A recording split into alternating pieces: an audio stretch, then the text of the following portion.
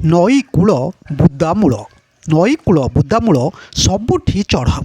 ରାଉରକେଲା ଅବକାରୀର ଚଢ଼ାଉ ମଦ ଜବତ। ରାଉରକେଲା ଅବକାରୀର ଚଢ଼ାଉ ଓ ମଦ ଜବତ ସାଙ୍ଗକୁ 2 ଦିନ ମଧ୍ୟରେ 9 ଗୋଟି ଅବକାରୀ ମକଦ୍ଦମା ରୁଜୁ ହେବା ସହିତ ଚଢ଼ାଉ ସମୟରେ ମହୁଲି ମଦ ସହିତ ପୋଚ ଓ ସେଥିରେ ବ୍ୟବହୃତ ସାମଗ୍ରୀକୁ ଅବକାରୀ ବିଭାଗ ଜବତ କରିବାରେ ସକ୍ଷମ ହୋଇଛି।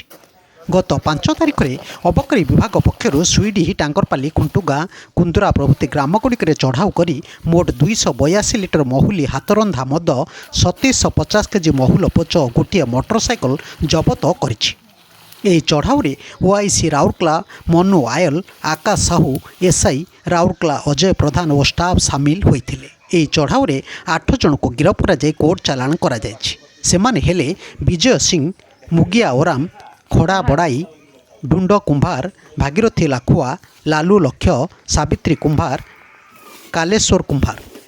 ସେହିଭଳି ଗତ 6 ତାରିଖରେ ରାଉରକେଲା ଅବକାରୀ ବିଭାଗ ପକ୍ଷରୁ ମଧ୍ୟ ଛେଣ୍ଡ, ବାଗୁଡ଼ି ବସ୍ତି, ଲଙ୍ଗେଇ ପ୍ରଭୃତି ଅଞ୍ଚଳକୁ ଚଢ଼ାଉ କରି ସମୁଦାୟ 4760 କେଜି ମହୁଲ ପୋଚ ଓ 181 ଲିଟର ମହୁଲି ମଦ ଜବତ କରାଯାଇଛି।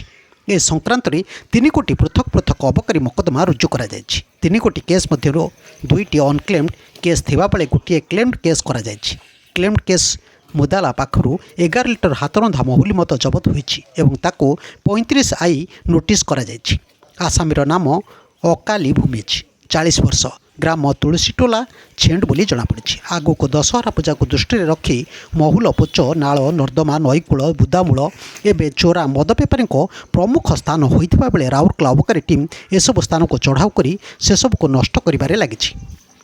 ଏହି ଚଢ଼ାଉରେ ଅବକାରୀ ଇନ୍ସପେକ୍ଟର ମୋହନ ପ୍ରଧାନଙ୍କ ନେତୃତ୍ୱରେ OIC Manu Ayal, OIC excise Biramitrapur SR Idir Hussain, SI excise district mobile unit Ajay Kumar ପ୍ରଧାନଙ୍କ ସମେତ ରାଉରକେଲା ଏକ୍ସାଇଜ ଷ୍ଟାଫ୍ ମାନେ ସାମିଲ ହୋଇଥିଲେ। ଅନକ୍ଲେମ୍ଡ ସ୍ପଟ୍ ବାଗୁବୁଡ଼ି ବସ୍ତି 2000 କେଜି ୱାସ୍, 80 ଲିଟର୍ସ ମହୁଲି।